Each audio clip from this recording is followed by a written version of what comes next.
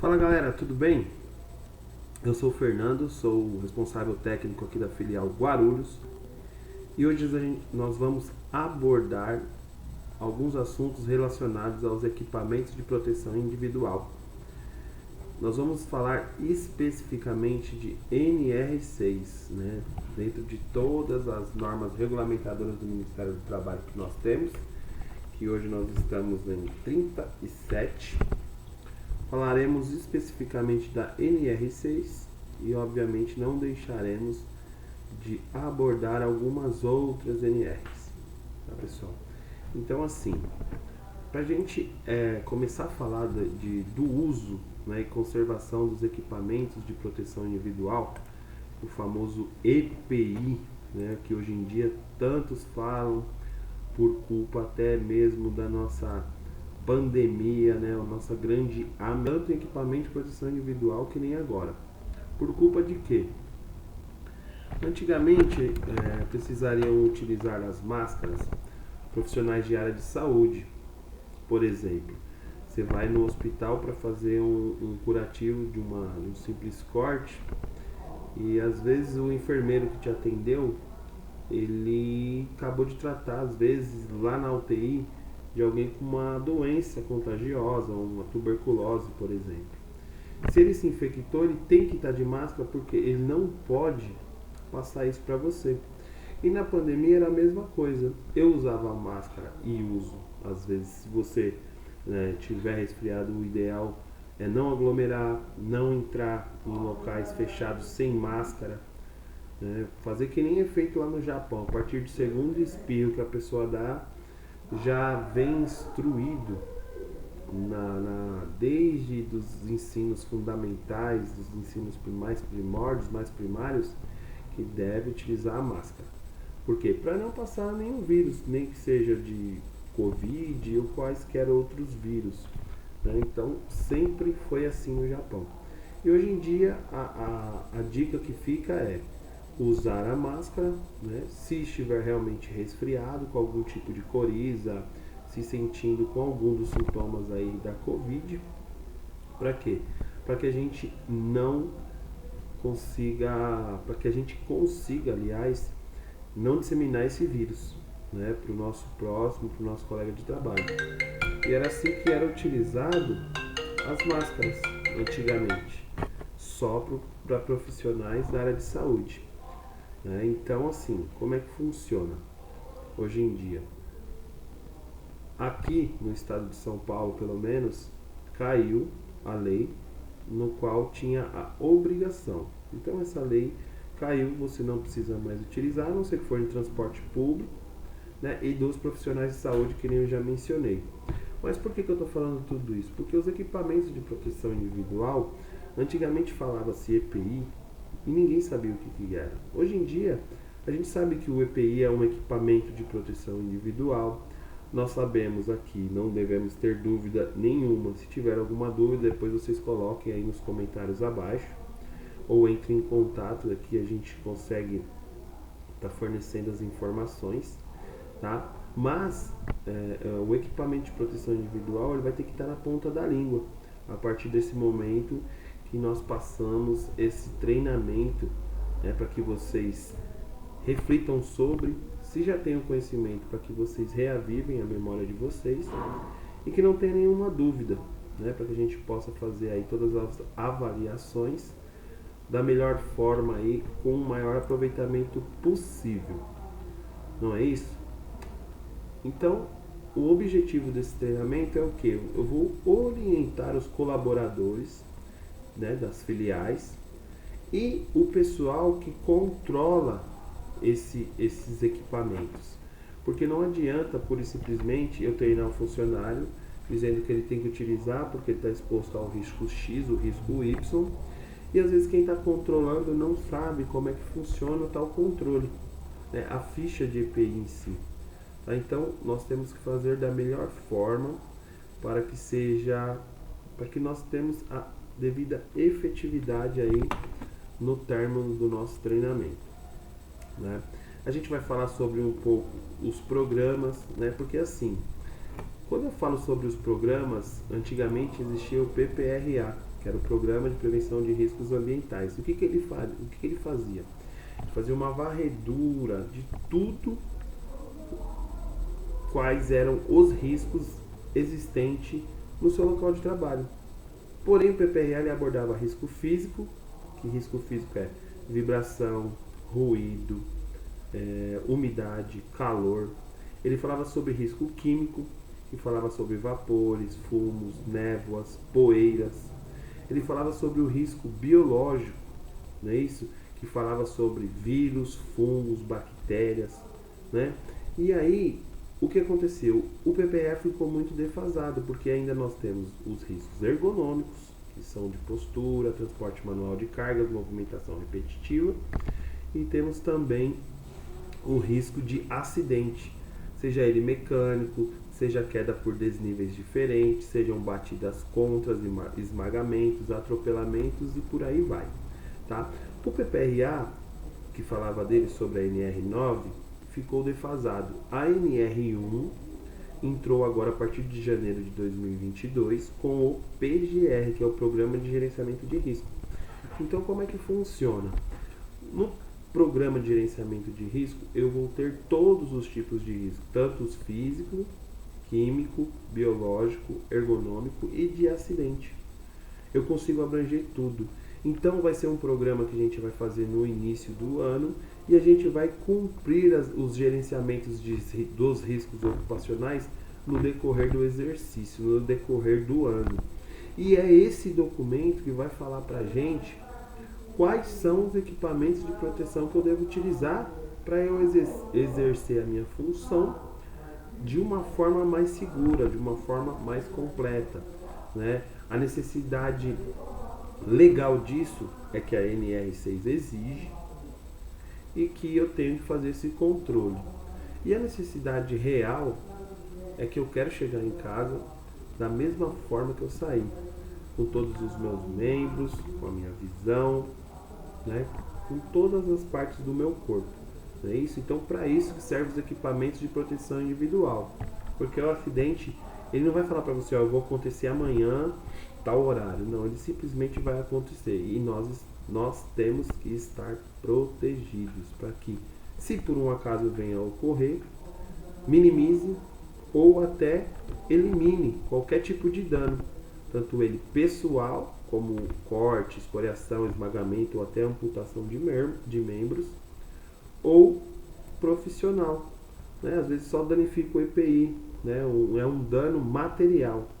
E aí a empresa vai e substitui esse equipamento. Por quê? Existem as obrigatoriedades, a gente chama às vezes de direitos e deveres, né? Então, como é que funciona? Segundo o conceito legal dessa portaria, que é a NR6, vem da 3214 de 1978, ela fala que a empresa ela é obrigada a fornecer aos colaboradores gratuitamente os equipamentos de proteção individual. E esse equipamento, eu vou olhar no PPRA, o antigo PPRA, agora o PGR, se ele está adequado para o risco que eu estou exposto. E ele tem que estar em perfeito estado de condição de conservação e funcionamento.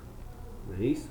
Ou seja, se eu tenho que receber uma bota para exercer a função de ajudante, como que vai acontecer isso? A empresa tem que comprar uma bota, essa bota vai ter que possuir um CA. O que seria um CA? Um certificado de aprovação do Ministério do Trabalho. Tá? Nesse CA, eu consigo puxar ele, aí eu dou um Google, eu vou lá e coloco o Google, consulta CA. Por exemplo, a bota que nós utilizamos hoje é a 43377, o número de certificado de aprovação dela. E o vencimento dela, se eu não me engano, é 28 do 4 de 2024, ou 28 do 6 de 2024, alguma coisa do tipo. Tá? Então essa bota ela está apta para eu utilizar, porque ela está dentro da validade e ela possui um certificado de aprovação do Ministério do Trabalho, Foi feito todos os testes da Inmetro contra agentes químicos, agentes mecânicos. Quantos acidentes a gente não vê de às vezes passar com a paleteira no pé do ajudante e às vezes dá sim um problema na unha, né? Às vezes quebra uma unha, às vezes corta o dedo e por muitas vezes pode até esmagar um pouco do dedo. Mas você imagina se você está com um chinelo, você está com um calçado que não é o apropriado, né? Então, nós temos sim que sempre utilizar o equipamento dentro dos conformes. E essa é a obrigação do colaborador, né? Só que se a empresa foi obrigada a me entregar, eu sou obrigado a utilizar. Eu estou passivo a todas as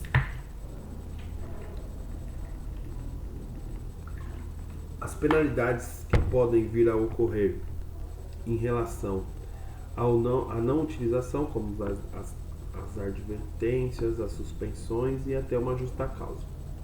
Tá? Onde que consta tudo isso? Na ficha de equipamento de proteção individual. Então, toda vez que eu pego um equipamento de proteção individual, eu tenho que assinar a minha ficha.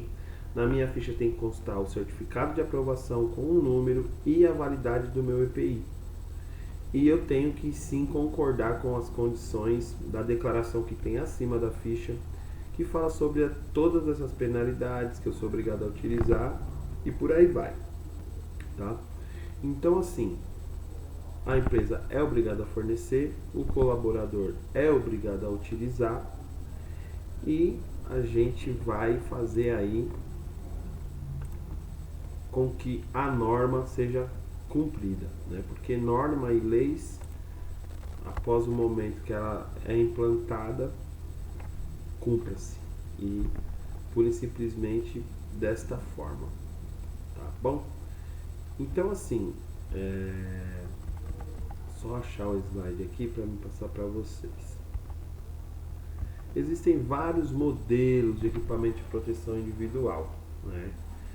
Por exemplo, as luvas, né? Onde que eu uso luva, Fernando? No modal rodoviário, em ramos de atividade de transporte.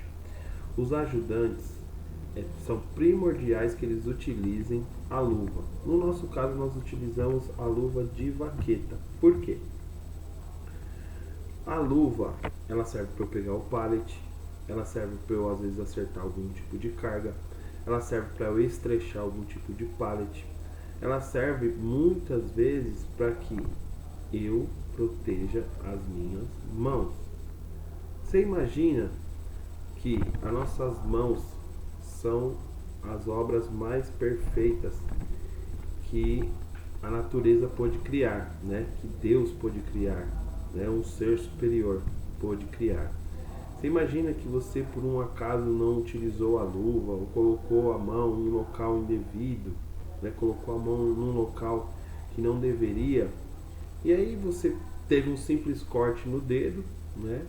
Por culpa de não ter utilizado a luva, entrou um fiapo de um pallet, né? E aí esse fiapo estava contaminado com algum tipo de, enfim, risco biológico, alguma bactéria, algum tipo de produto químico que extraviou, vazou de alguma carga.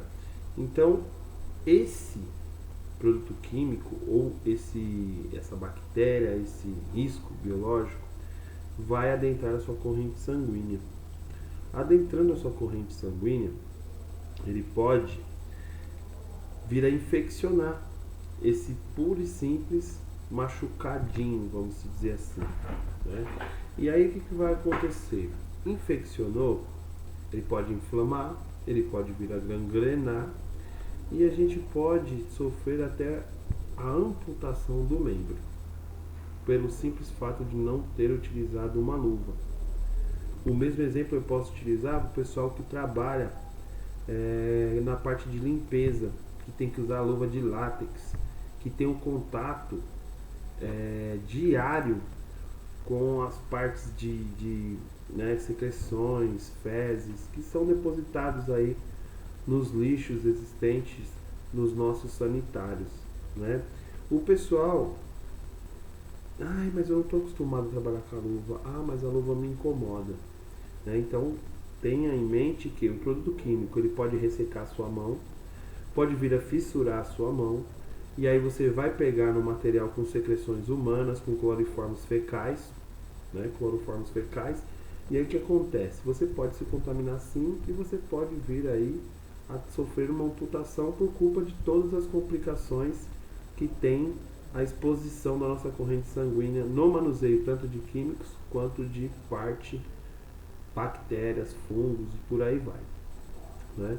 E aí, por sua vez, o empregado é obrigado a utilizar e o empregador ou quem faz esse controle tem que sempre registrar na ficha que está sendo entregue.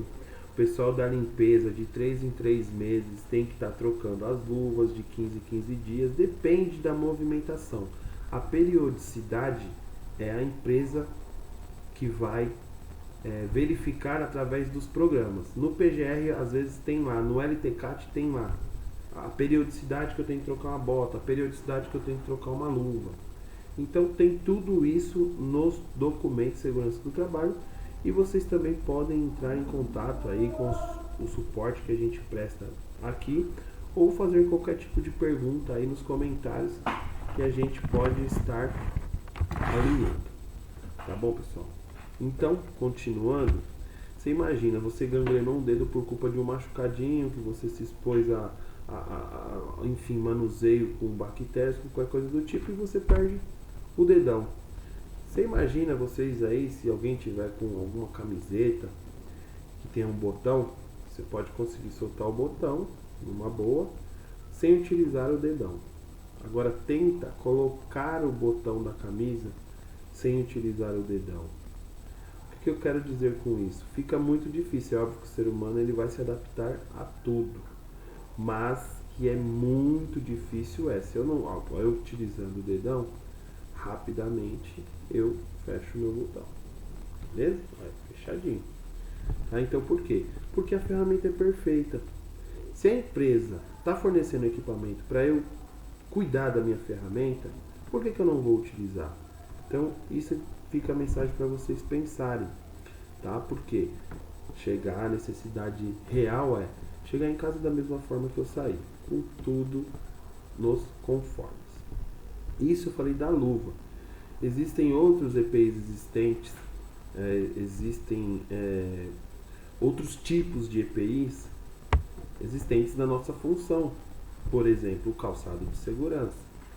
Da mesma forma, tem que possuir o certificado de aprovação, tem que estar na data de validade e ele tem que ser apto porque eu vou utilizar. Né? Então, os ajudantes vão precisar por culpa das escoriações, batidas contras, esmagamentos, alguma paleteira passar em cima do pé e por aí vai. Como o pessoal da limpeza tem que usar o calçado impermeável, porque o calçado de segurança, que é aquele que tem o bico de PVC ou de aço ou de composite, da melhor forma possível, ele não protege contra a umidade. Ele até protege, só que ele se danifica mais rápido, né?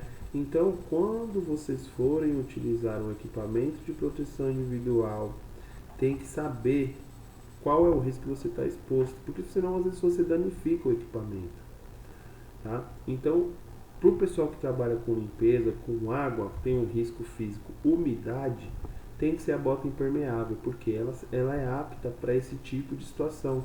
Porque a água não vai penetrar, não vai deixar a sua pele úmida, não vai criar fissuras e daí abrir a nossa corrente sanguínea para qualquer tipo de complicação.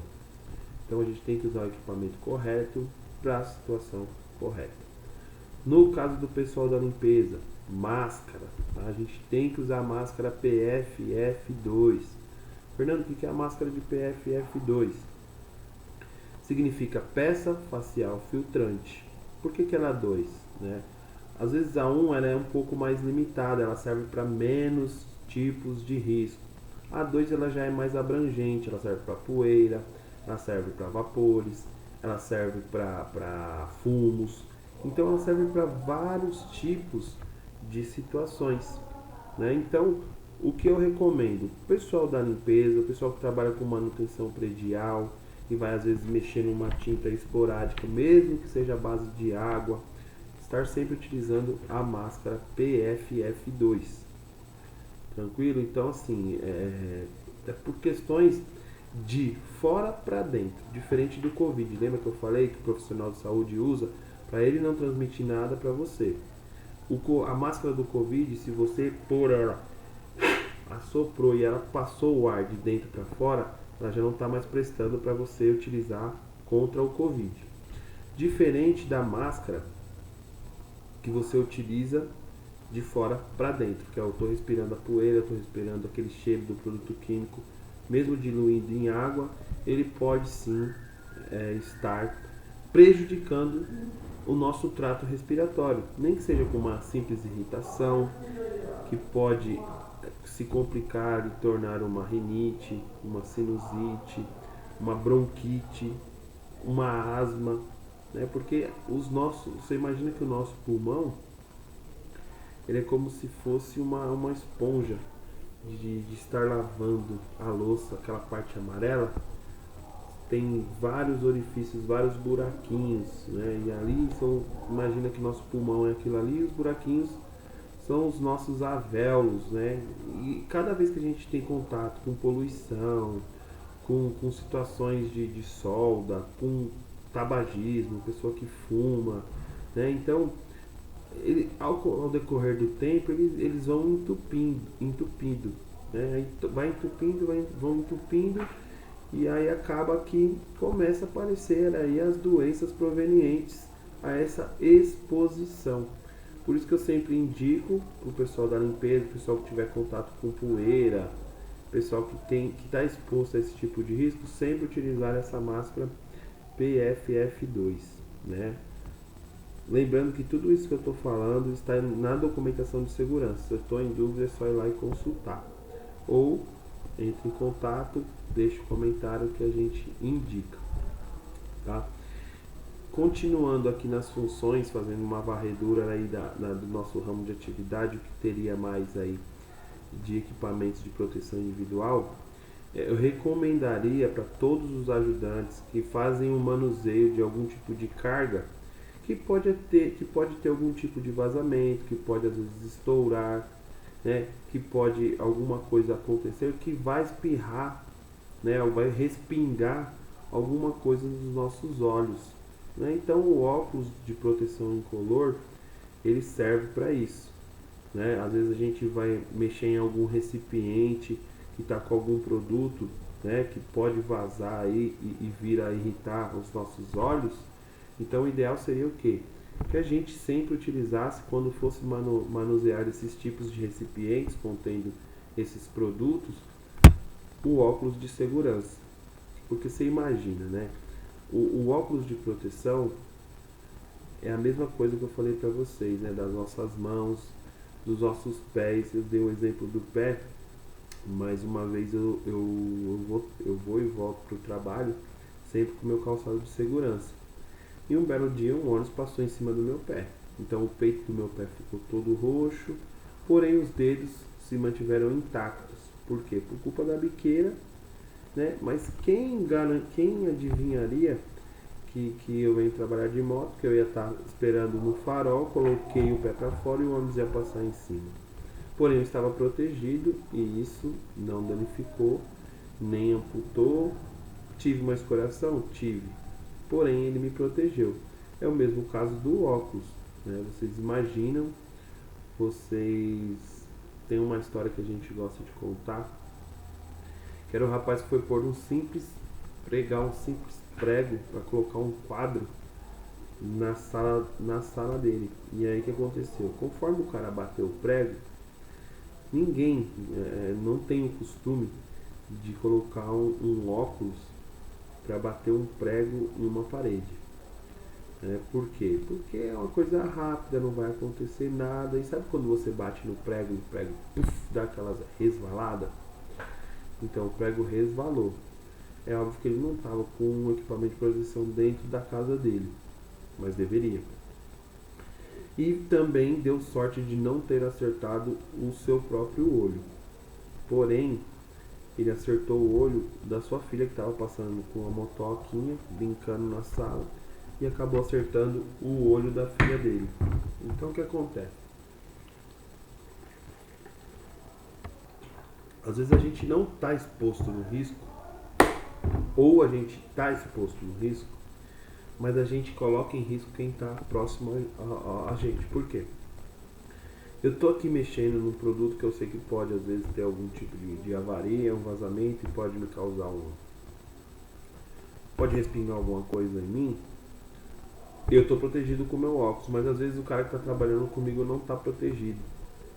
Então seria legal a gente se policiar, um passar para o outro, falar, pessoal, tem como você estar utilizando, porque pode acontecer, eu vi lá no treinamento que o Fernando passou pra gente, né, que o ideal seria a gente estar utilizando aí esse óculos, né, porque pode acontecer, né, não é uma coisa assim que nunca vai acontecer, isso pode acontecer. Tá? Então, os equipamentos de proteção individual mais utilizados no nosso ramo de atividade foram abordados aqui. Porém, podem ter várias outras situações. Por exemplo, Fernando, às vezes eu acho que faz muito barulho na hora que eu vou passar com a paleteira dentro da carreta, né? Faz aquele barulho, vai de um lado para o outro. Tá? Já foi feita dosimetria de ruído nessa situação. E o limite de tolerância do ruído, que é de 85 decibéis por 8 horas diárias trabalhado. Decibéis, para quem não sabe, é a unidade de medida de barulho.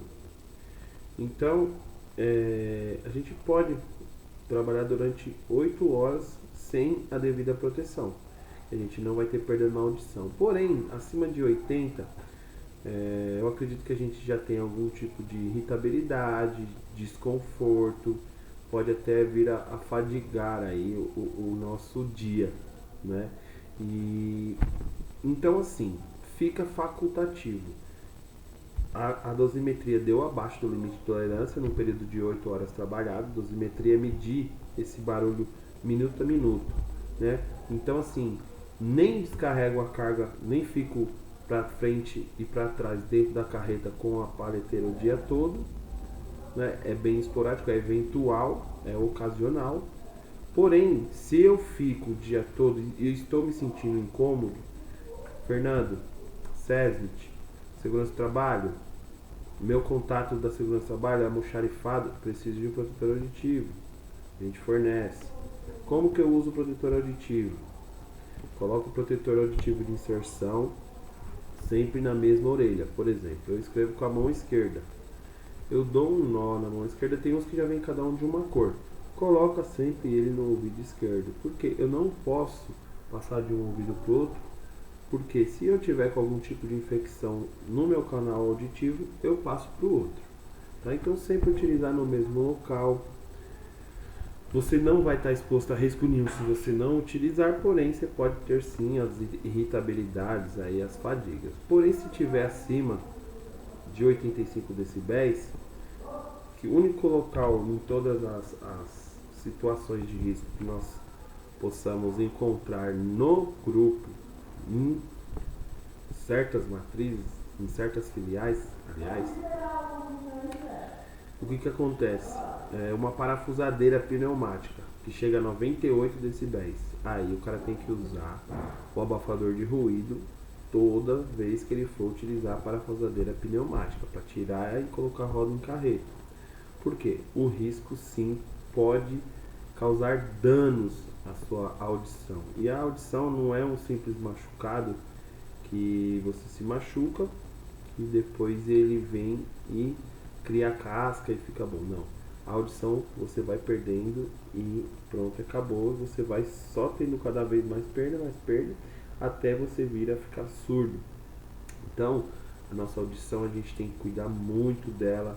Ela mexe, ou trabalhar com o risco físico, o ruído, ocasiona muita fadiga, muito estresse, desregula nosso sistema nervoso, né? Em mulheres ele vem a desregular o ciclo menstrual. Em homens ele pode sim afetar até a potência sexual, né? Causar impotência sexual.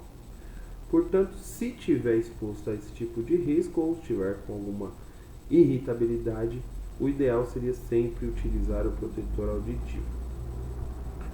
Beleza, pessoal? Então, assim, né, só para recapitular o que a gente aqui, o que nós aqui falamos. Tá? Às vezes também existem alguns clientes que o colete refletivo também, né, tem clientes que exigem. O ideal seria a gente utilizar, né, principalmente quem transita muito no pátio, onde tem bastante circulação de carretas, empilhadeiras e por aí vai. Né? Tem clientes também que solicitam o capacete, né, principalmente clientes que trabalham com sistema de prateleiras, né, que tem muito trabalho com elevação de cargas acima né, da cabeça, próximo da cabeça. Tem bastante registro com acidentes envolvendo o crânio. E aí a gente aplica sim o capacete. Né? Às vezes a gente pode ter algum tipo de manutenção predial, então acima de 2 metros de altura é obrigatória a utilização do cinto de segurança, tipo paraquedista, com talabarte, eu tenho que ter o meu trava-queda, tudo isso com o CA em dia, com a validade correta, para a situação na qual eu vou me expor. Qual que é o intuito? Pessoal, se a gente pergunta para as pessoas quanto que vale a vida de cada um de vocês, a resposta será unânime. Todo mundo vai falar que não tem preço. Porém, todas as vezes que você se coloca em uma situação de risco, esse preço inabalável no qual a saúde de cada um, enfim, esse preço inestimável, ele cai por terra. Por quê? Porque a partir do momento que a gente pode tomar uma advertência por não utilizar o equipamento de proteção individual, a gente não é mais criança, a gente não tem mais, não estamos mais na idade de o pessoal ter que ficar puxando a nossa orelha, ainda mais para ter que cuidar da nossa própria saúde. Então lembra que eu falei para vocês, a necessidade legal é tudo isso que a gente está fazendo aqui, tanto o treinamento quanto qualquer outra coisa. Mas a necessidade real é de você se preservar, é de você manter a sua integridade física a toda prova. E a empresa fornece esses equipamentos. E eu vou utilizar, porque a empresa, ela se preocupa em às vezes te devolver para o mercado da mesma forma que ela te tirou do mercado, né, para trabalhar para a iniciativa privada, né, no caso dentro da planta, né, da filial, enfim. Então, a gente tem que devolver os colaboradores para o mercado da mesma forma que a gente retirou. Ou então, se vocês, né, têm uma longa carreira dentro da empresa, que a empresa é idônea, tem bastante anos, né, eu conheço vários funcionários que já têm mais de 20 anos de casa, essas